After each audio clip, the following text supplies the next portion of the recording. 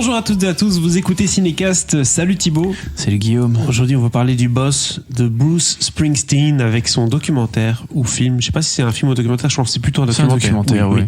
Et qui s'appelle Letter to You, comme son nouvel album, si je me trompe pas. Exactement. que c'est malin, que c'est intéressant. Qui est sorti sur Apple TV, donc ça change. Voilà, ça change un peu parce qu'on parle pas mal de Netflix ces derniers temps. Il y a un peu d'Amazon aussi. Ben là, on va parler d'Apple TV avec ce qu'il nous propose avec Letter to You. Toi, t'aimes bien la musique du boss, hein, t'aimes bien oui. toute sa discographie et Dieu sait qu'il a fait de nombreux tubes. Et t'as dû être un peu émotif à le voir un peu retourner avec le E Street Band pour enregistrer en studio et faire des confidences sur l'amour, le deuil, tout ça au milieu de la neige. Ça doit te plaire, ça? Ah ben putain, je pense que tu as parfaitement résumé la chose. Oui, parce que c'est vrai qu'on a déjà parlé de Springsteen dans le podcast l'année dernière. Et il y avait eu un docu qui s'appelait Western Stars qui était sorti, oui. Qui accompagnait l'album éponyme, mais qui était un album que Springsteen avait enregistré tout seul. Et ici, effectivement, Letter to You, ce sont ses retrouvailles avec le E Street Band, le groupe qui l'a toujours accompagné. Et donc Tom Dimney, qui est aussi le réalisateur de Western Stars et de je sais pas combien de clips de chansons de Springsteen, réalise à nouveau un docu sur ses retrouvailles et plus particulièrement en fait sur l'enregistrement de l'album, donc dans le studio. Je pense que c'est chez Springsteen, ou en tout cas un studio dans lequel ils ont l'habitude de bosser. Donc voilà, nouveau New docu. Jersey en tout cas. Ça, oui, mais Springsteen, c'est toujours au New Jersey. New Jersey. Et oui, c'est vrai. Mais est-ce que, bon, au-delà d'être un atout promotionnel pour son nouvel album, est-ce qu'il y a vraiment un fond intéressant dans le documentaire, ou des choses que tu as appris, ou bien c'est beaucoup de mélancolie, beaucoup de musique voilà. Quel est le sentiment et le contenu aussi de ce documentaire? Moi, j'aime bien voir Springsteen réfléchir à sa... par rapport à sa vie, à sa carrière, à ses chansons. À chaque fois, ces chansons ont toujours du sens, et pas toujours le sens que les gens pensent qu'elles ont. C'est-à-dire que tu vois souvent ces Américains chanter Born in the USA pour revendiquer leur côté patriotique, etc., alors que c'était une chanson anti-Vietnam de base quand même. Donc voilà, les gens ont pas toujours la bonne interprétation des paroles de Springsteen. Non. Et donc, je trouve ça toujours assez intéressant de le voir réfléchir par rapport à ce qu'il écrit, pourquoi il écrit ça, dans quelles circonstances, qu'est-ce que ça raconte en fait. Et donc globalement, c'est à peu près ce qu'il fait dans tous ses albums, et donc du coup qu'on voit dans tous les docus, c'est voir le boss qui réfléchit à sa vie et qui explique pourquoi il a écrit ça, et c'était comment sa vie en tant que jeune descendant d'Italiens et d'Irlandais, etc. Voilà, donc c'est la vie de Springsteen, une fois encore, j'ai envie de dire, sauf qu'ici, il est pas tout seul, et donc du coup tu le vois aussi un peu...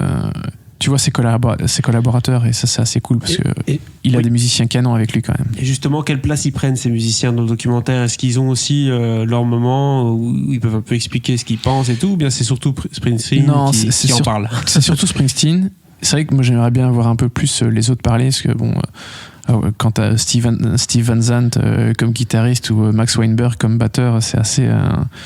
c'est des mecs qui ont quand même des carrières assez incroyables. Et donc voilà, j'aimerais bien j'aurais bien aimé les voir prendre un peu plus de place, parce que oui, c'est vrai que c'est bien Springsteen n'a pas toujours bossé avec le E Street Band, ils se sont séparés plusieurs fois. Je pense que Springsteen, à un moment, il a joué même une vingtaine d'années sans le E Street Band, donc voilà, il y a des choses à dire. Après, ce qui est intéressant, c'est de les voir bosser ensemble là, maintenant, en 2020, ou en tout cas peut-être en 2019 quand ça a été enregistré, je sais pas exactement.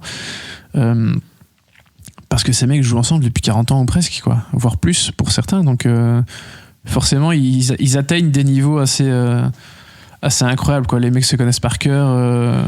Et donc ils peuvent s'engueuler, mais ils peuvent tout de suite proposer des super bonnes idées, et ça va s'enchaîner. Et donc voilà, c'est une vraie machine. C'est une machine qui roule, évidemment.